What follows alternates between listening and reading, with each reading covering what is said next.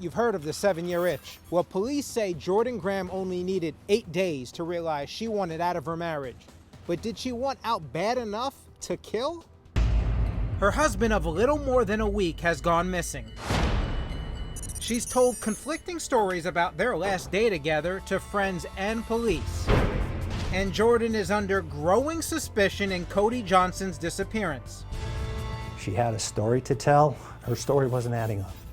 But then she gets a stunning email from a stranger calling himself Tony the Carman. And she says, look, I got this email and Cody's dead. The mysterious Tony tells her Cody accidentally fell off a cliff in Glacier National Park while hiking with his friends from out of state. Tony's email reads in part, "Hello Jordan, my name is Tony. There is no bother looking for Cody anymore. He's gone." And I'm like freaking out, like, what are you talking about? And I read the email and it says, Cody's gone, Jordan. Any emotion? No. She wasn't crying at all. She was just showing me this email and I start shaking. And I told her to go to the cops and she did go. But I was kind of just like rushing it, like, go, move. Like, what are you doing? Don't just stand here looking at me. The email only makes police even more suspicious of Jordan. The email that she provided to us stated that these unknowns that he had taken off with, as well as this Tony person, had seen him fall from a cliff or at the very least disappear, and that she was given explicit instructions to tell the police to call off the search. There was no more need to search for him. And I think at that point she expected us to just walk away from it. Lead Detective Corey Clark of Kalispell PD is also struck by Jordan's lack of emotion. I said, I just need to point something out. I said, you don't seem to be very affected by this or bothered. Now, 4 days after Cody's disappearance, and armed with the information in that email, Jordan decides to go to Glacier National Park to look for him with her own search party, which includes Hannah, other friends, and family members. The drive up there was her waving her hand out the window, You gotta be kidding me. her wearing his sunglasses. Was she driving his car? Yeah, acting like nothing happened. Dancing, laughing. When they get up there, Jordan's search party puts up missing posters and looks for possible places from which Cody might have fallen. I did most of the work. She didn't do nothing. But when they return the next day to continue the search, Jordan's like a guided missile. I remember passing so many roads and so many trails and that he could have fell off of. And I was like, what about here? What about here, Jordan? Like, let's go here. And she's like, no, I just know this spot where I just think that he is. We have to go.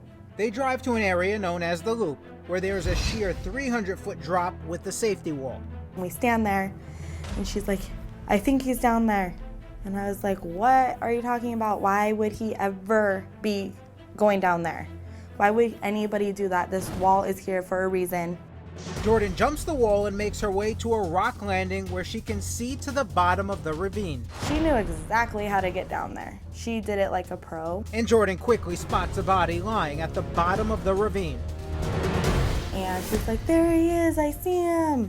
There he is. And I was like, what? I was like, no way. I was like, no way. Jordan's search party alerts surprised authorities. One of the things she said was that the Holy Spirit led her to know where he was, and that's how she found him. She says something else that also strikes Detective Corey Clark as very odd. She said it was a place he wanted to see before he died. Detective Clark and Kalispell PD Captain Scott Warnell are among those who make the long, hard journey down to the bottom of the ravine.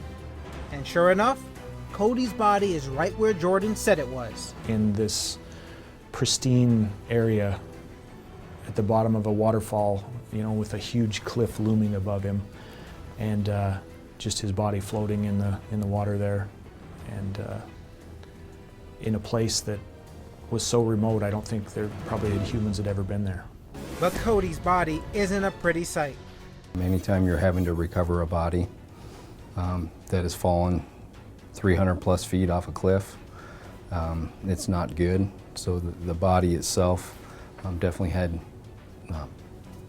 damage. Were you able to ascertain how he fell? It appeared to us that The way he fell was head first. He had injuries to both arms, to his head. Friends and family are devastated when they get the tragic news about Cody, seen here blowing out the candles at one of his last birthday parties. Cody Johnson was a kind, loving, wonderful young man that I miss a lot. His mother, Sherry, breaks down as she talks about her only child in her first TV interview. And he was a wonderful person, and he did not deserve this kind of a life. He did not deserve to be murdered. And Cody's best friend, Jeremiah Herbold, is so overcome with grief as we talk that we have to stop the interview. I really wish Cody was here.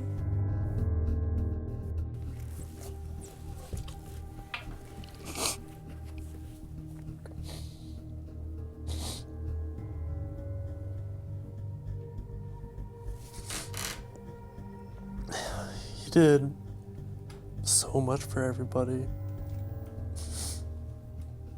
I never realized what he actually did for me until he was gone. But the only emotion a dry-eyed Jordan is showing appears to be relief. She mentioned, now that we have the body, we can have the funeral and the cops can be out of it. She couldn't have been more wrong. And next, cops unveil evidence that will finally reveal how Cody Johnson really died.